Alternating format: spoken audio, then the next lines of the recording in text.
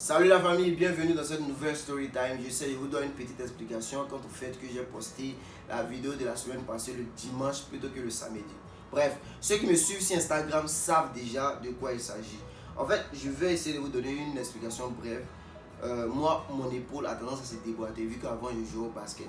Et ça fait plus de 2 ans, 3 ans par là que mon épaule ne s'est plus déboîtée. Mais ici, je joue au football les samedis, vous voyez, et vu que je travaille en même temps, donc le lundi, je dois bien commencer ma semaine. Donc j'ai pris un abonnement dans un salon de massage où ils m'envoient une masseuse chaque dimanche. Elle vient me masser à domicile et tout, voilà. Massage seulement, donc vous avez pensé là. Regardez ça pour vous, merci. Donc la masseuse qu'ils ont envoyée la semaine passée, moi je sais pas où elle a fait sa formation, hein.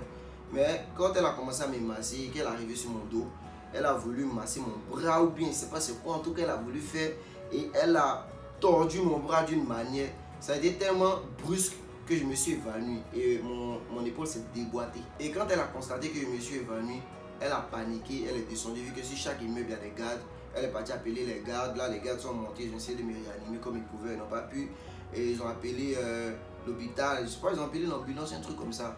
Et moi pendant ce temps, je me suis réveillé et j'avais faim. Moi j'ai trouvé ça bizarre parce que ma porte était ouverte, tout ça. Donc j'ai fait omelette. Mon bras était déboîté, je vous le rappelle, mais parce que je suis habitué en fait. Donc j'ai fini de manger mes omelettes, je suis descendu, j'ai pris comment dire, une voiture, je suis parti à l'hôpital, ils ont remis ça en place. Donc c'est pas quelque chose de vraiment grave. En tout cas, les gars m'ont dit qu'il y a une fracture à l'intérieur de mon épaule, ce qui fait que mon épaule a tendance à se déboîter. Donc du coup, ils vont m'observer pendant 4 à 6 mois comme ça pour voir si j'ai besoin d'une intervention chirurgicale. Voilà. Maintenant, le salon de massage, ils m'ont envoyé des mots d'excuses et tout. Bon, bref, je vais pas en faire tout un plat. Mais, normalement, je devais me promener avec ça. Je devais mettre mon bras dedans pour... Ça m'empêche de faire des mouvements brusques, en fait. Mais bon, pour les besoins de la vidéo, je vais l'enlever. Après, je vais remettre. J'aime trop me sentir libre quand il s'agit de faire vidéo. Je vous ai dit que ça, ça n'allait pas m'empêcher de faire vidéo. Je vous ai dit ça. Mais me voici ici encore. Et tout ce que je vous demande, c'est de vous abonner, de liker et de commenter. Malgré que mon bras est en panne, il vient faire vidéo. On vous demande simplement, avec vos pouces, liker, commenter, partager là. Vous pouvez pas. C'est quel genre de sorcellerie ça? Oh. Bon bref, aujourd'hui je vais vous raconter la honte, la plus grande honte que j'ai eue aux Philippines ici. Si ce n'est même la plus grande honte même de ma vie. Donc asseyez-vous bien. Je sais que vous allez vous moquer de moi encore une fois, mais asseyez-vous bien, je vais tout vous raconter.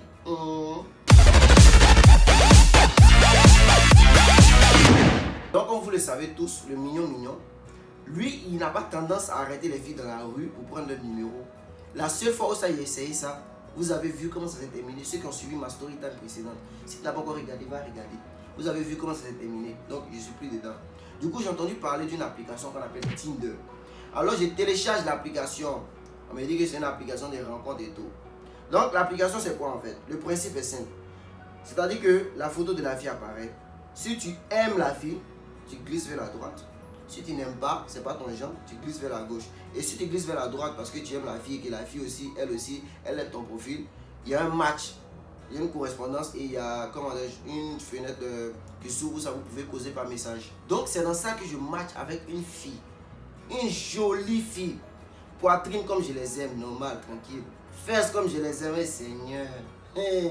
Donc je discute avec la fille et on décide de se rencontrer. Donc je lui laisse le choix du restaurant où on va se rencontrer. Et elle a choisi un restaurant coréen. Ok, je quitte chez moi, je m'en vais sur le lieu des rendez-vous. La fille arrive tranquille, elle me joue les galants.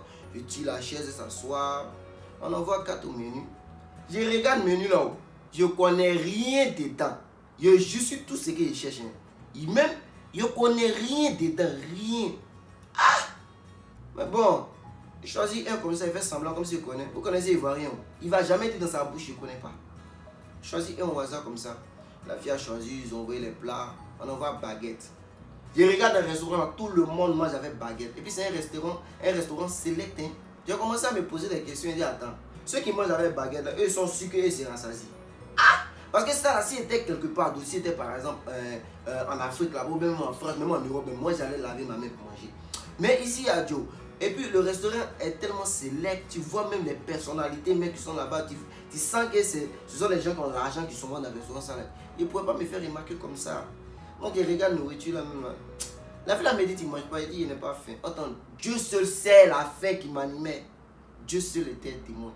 Oh, j'avais faim, une faim faintresque. La meuf me dit, ok, elle est en train de manger. Moi, je suis en train de la regarder, je souris. Elle me dit, t'es sûr que tu manges pas? Il dit, non, moi, j'ai pas faim. Et, garçon soudain. Donc, la meuf finit de manger. On doit causer histoire de se connaître mieux. Dans ça, je lui demande, toi, t'es plus Filipina, t'es pas mélangé parce que la majorité des Filipinas ici, là, tu vas leur demander, elles sont mélangées, peut-être chinoises, sont mélangées peut-être coréennes, d'autres sont mélangées espagnoles, etc., etc. Donc, elle me dit, non, ouais, je suis plus Filipina, tranquille. Je lui ai demandé, elle habite où? Elle m'a dit où elle habite, tranquille. Elle essaie de se connaître et elle me demande, genre, moi, je viens de quel pays? Je dis, je viens de Côte d'Ivoire. Elle me dit, Côte d'Ivoire, c'est où? Je dis, c'est en Afrique. À peine j'ai dit Afrique, vous savez ce que la fille me dit? Elle me dit, ouais, elle aime la végétation, elle aime la forêt. Elle dit, attends! Parce que je dis, je viens d'Afrique, c'est là que tu vas me dire que toi, tu aimes la végétation, tu aimes les forêts, tu aimes les arbres et tout. Genre, l'Afrique, là, c'est ça, quoi. Je dis, attends, est-ce que toi, tu connais Côte d'Ivoire? Elle me dit, non, elle ne connaît pas Côte d'Ivoire. Je dis, attends, j'ai pour mon portable. Si vous venez taper les images d'Abidjan, taper les coins select d'Abidjan, là, sur Google Images, donc elle lui montre, elle me demande, ça, c'est en Afrique. Je dis, ah! Ça là même là, c'est les quartiers pauvres même. Entends le coin que j'ai montré là, Seigneur. J'ai dit que tous les coins 5 étoiles de Côte d'Ivoire là, j'ai montré. La fille la regarde, elle ne croit pas que ça là c'est en Afrique. Elle dit, tiens, que l'Afrique est développée.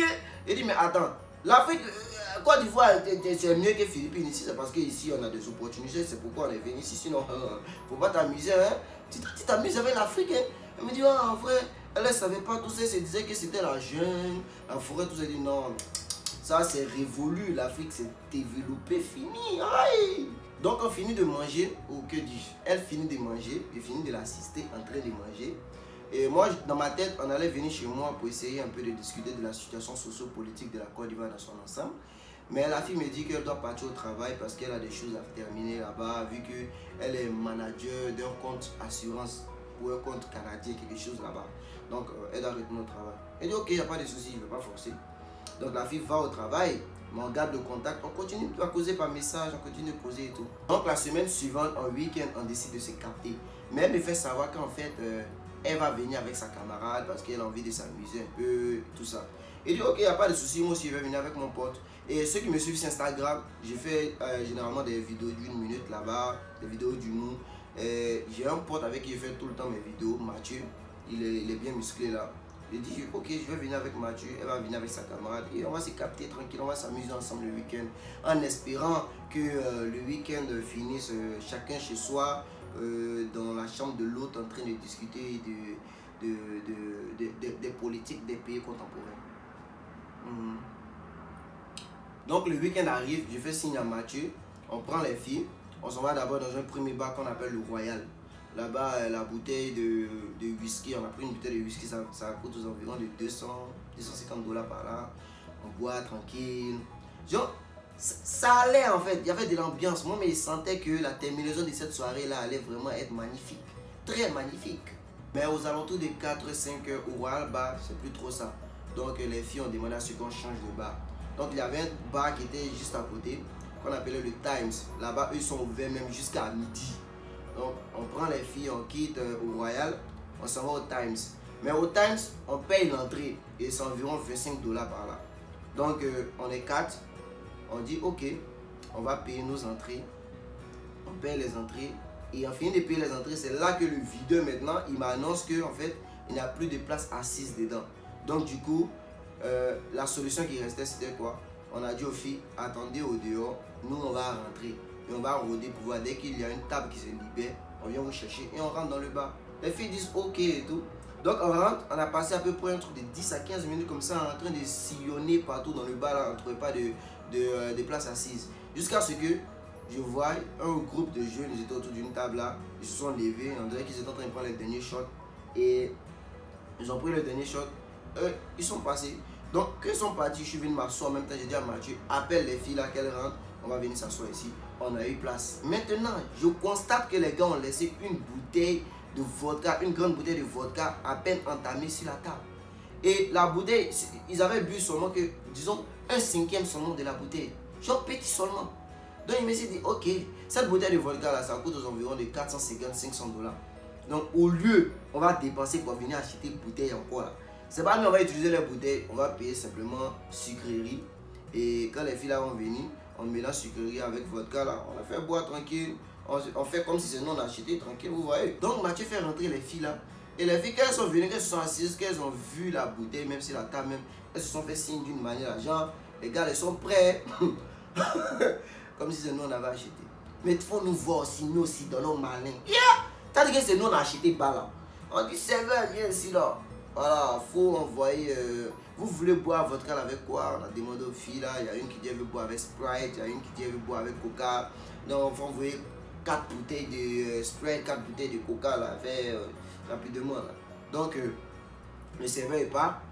Il vient avec. Maintenant, au moment où je vais me jouer les galants pour servir ma dulcinée, je prends sucrerie là, je mets dans son verre. Je prends la bouteille de vodka et puis je lui dis tu m'arrêtes quand c'est bon, hein, d'accord? Il me dit ok, pas de souci. Je prends la bouteille de vodka. Au moins, il veut me mettre comme ça dans son verre là. Quand voici un gars qui quitte, il sait pas où. Il tire bouteille là dans ma main. Il dit aïe, comment ça a crié sur moi? Qu'est-ce que problème? Il dit hey, le type a commencé à crier sur moi la honte. DJ là, il sait pas c'est quoi son problème. Lui, il arrête musique là. Il sait pas, il a quel problème. Il a arrêté la musique, tout le monde dans le bar est concentré sur moi. Le gars est en train de crier sur moi. Est-ce que moi je connais le prix de la bouteille? Moi c'est qui était où? Est-ce que où était au fort? Il a commencé à crier sur moi. Moi c'est arrêté là mais il ne peut pas parler. Il dit man, faut te calmer. Il ne peut pas se calmer. Hein. Le type lui-même il est venu en mission même pour me mettre la honte même. Il criait tellement sur moi que les filles non, elles ont commencé à se détacher de nous. Un peu. Il a dit la honte dans le bas là. Il dit, type là criait tellement sur nous. Mathieu, pour se défendre, Mathieu dit, ah, que mon frère, il faut te calmer. Tu sais, on a commandé la même bouteille, on a cru que c'est ce que le serveur était venu déposer sur la table. Et voici le serveur qui dit, non, hein, vous n'avez pas commandé ça, hein, vous avez commandé sucrerie. Il dit, maintenant ça arrive d'en bas. Les gens sont dans les rires. Que vous avez commandé sucrerie, ne mentez même pas pour dire que vous avez commandé une bouteille de vodka. Vous n'avez pas commandé une bouteille de vodka ici. Le gars aussi, il reprend, il est en train de crier sur nous là-bas. Voilà, c'est vrai aussi qu'il rit. Les gens sont en train de rire. Il a dit que la honte qu'on a eu d'en bas là, hein, c'est Dieu seul qui sait. Tout le monde nous regardait comme ça. Même DJ là, il est en train de se moquer de nous. Aïe! Franchement, il n'a jamais eu honte comme ça dans ma vie. Tiens! Et le type il continue de crier. Tout le monde nous regarde. Le type il crie sur nous, André. Nous sommes ses enfants. Donc Mathieu, finalement, Mathieu a mis ça dans la parole. Mathieu lui a dit que man, si tu n'arrêtes pas de crier là, il va te frapper. Et le type il continue de crier. Donc quand Mathieu s'est levé, moi attrapé Mathieu comme pour calmer Mathieu. Il dit ah Mathieu, il faut te calmer, t'inquiète pas, laisse-le. Quand il entend de crier, il a raison non, on le laisse, il faut le laisser comme ça, n'est qu'à partir ses problèmes. Au moment où on va se rendre compte là, les deux filles là, elles ont disparu. Elles ne pouvaient pas supporter honte là, elles ont fui. Donc il a fait sortir Mathieu du bar, on a pris taxi, on est venu à la maison. Vu que lui et moi on habitait sur le même immeuble, sur le même palais au 12e. Et on était assis chez moi, on s'est regardé même en train de rire. Tellement qu'on ne sait pas comment on va expliquer cette situation là, c'est pas ce qu'on va dire aux filles là même plus tard même. Moi qui pensais que la fille là, il allait venir avec elle dans ma chambre ici pour essayer de discuter de la situation de l'Afrique, pour voir comment faire sortir l'Afrique de la pauvreté, comment discuter de la situation socio-culturelle de la Côte d'Ivoire, tout ça. Mais comment il veut réparer à la fille là, mais c'est quoi il veut lui donner comme explication même là même. Il ne trouve pas même. Oh. Yeah. Donc finalement, il a décidé de ne pas écrire à la fille parce qu'il ne sait pas ce que je vais lui dire. Il ne sait même pas ce que je vais lui dire. C'est quelle explication il va me donner là. Tout a été clair. C'est-à-dire que le gars qui est venu parler sur nous, il s'est arrangé de telle sorte que non, les gens puissent comprendre de A à Z que ouais, on a volé boisson là. DJ aussi pète la coupée musique là. C'était la honte qui était sur nous. Vous pouvez pas, si vous n'êtes pas dans ce genre de situation, vous ne pouvez pas comprendre quoi. Oh. Donc il a laissé la fille comme ça, il n'a pas écrit. Et entre d'une semaine ou 2 semaines comme ça, elle m'a écrit sur Viber. Je suis venu, je regarde le message qu'elle m'a écrit. Vous savez, c'est quel message elle m'a envoyé? Voleur de boisson, on dit quoi? Et femme. C'est-à-dire que, femme a longue vie, mais elle ne sait pas gérer. Si elle avait attrapé, elle allait m'expliquer c'est qui sont volés de boissons. Donc la famille, c'était un peu ça. C'était ma plus grande honte que j'ai eue aux Philippines ici. De toutes les façons, je n'ai plus de nouvelles de la fille. Elle m'a bloqué. Apparemment, elle ne veut pas avoir affaire aux voleurs de boissons. Donc aujourd'hui, on va terminer la story time avec un prostoir. Qu'est-ce que c'est qu'un prostoir? Un prostoir, c'est un proverbe qui raconte une histoire. Et ce prostoir chinois nous dit Chin chang kang chin chang chin. Chin chang chua chin chin. Chua chin kang chun.